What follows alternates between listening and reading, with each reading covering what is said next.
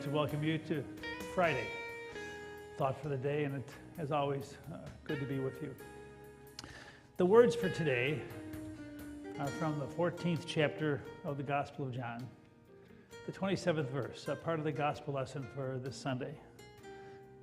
Jesus is about ready to leave his disciples, and this is part of what he says to them. He says, "Peace is what I leave with you. It is my own peace that I give you."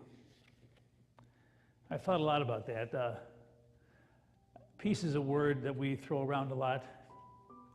Talk about love, talk about peace.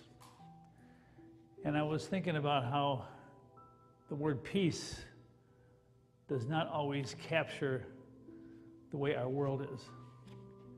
You know, our world can be harsh. Our world is complicated. There's lots of hate and violence. And I'm just wondering, as I'm talking to you this morning, where is it that you find the most peace? Is there a place, maybe like the sanctuary here, or a chair in your backyard, or a walk in the woods, or maybe just a person that you're with, where you feel a sense of inner peace? Because our world is anything but peaceful. And yet I think each one of us in our own way searches for moments of peace or places of peace. But I realize that Jesus is saying peace is not something that we can just crank up. And even in the middle of the chaos that might be a part of your life, even in the middle of moments when your life is kind of out of control and you're kind of frustrated with what's going on around you, even in the midst of all that, it's God's peace that he gives to us. That even in the midst of all the noise and the harshness around us, we can sense that God is walking with us every step of the way. So peace is something that it's really deep inside each one of us. And even when the world is not at peace, even if our job is not at peace or our family is not at peace, I guess the promise is that Jesus leaves his peace with us, and it's inside the very guts and fiber of who we are. And maybe in the midst of all the noise and the chaos, we can sense God's inner peace. I remember I was talking the other day that sometimes I like to somehow prove to Jesus that I'm worthy. You know, I try to live up to what Jesus wants us to be. And I realize we can't do that, because we can't live for Jesus, but we can know that Jesus lives with us. That wherever we are, in the chaos, in the noise, in the good moments, in the tough moments, wherever we are, that humble carpenter walks the journey with us. Maybe we don't always feel it, but it's always there. Whenever I feel like my life gets a little out of control, I look at that picture of my buddy Adam outside the door of my office.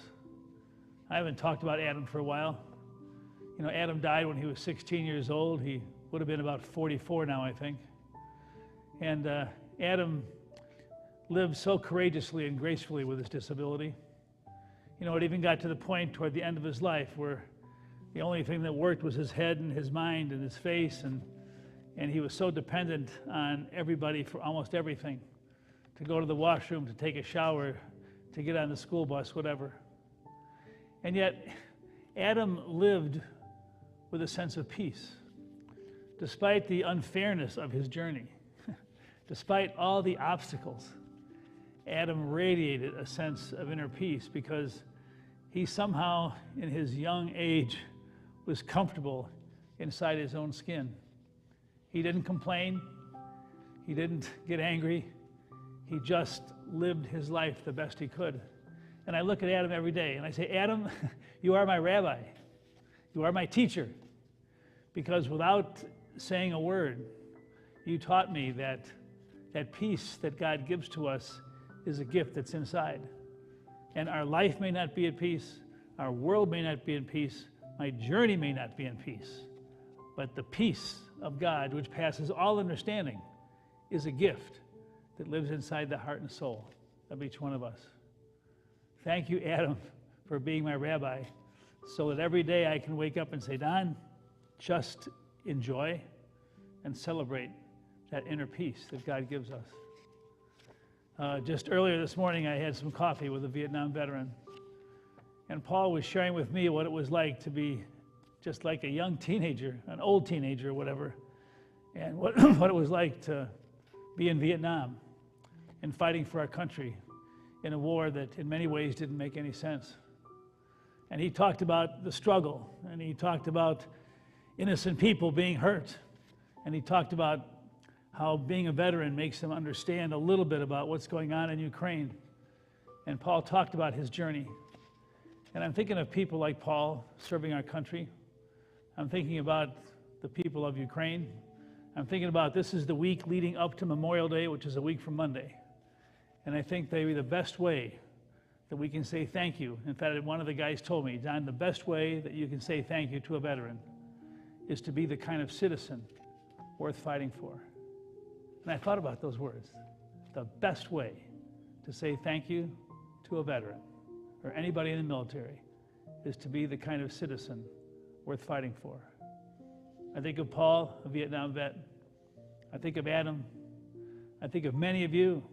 I think of what we stand for as a church. And I guess every day when we get up and start our journey afresh, knowing God's peace is inside of us, that I and you, I want to be the kind of citizen that's worth fighting for, and for many of our veterans, worth dying for. To each one of you, I hope you have a blessed weekend. I look forward to sharing Sunday with you at 8:30 and 11 o'clock. And as always, thanks for listening to my ramblings. God bless.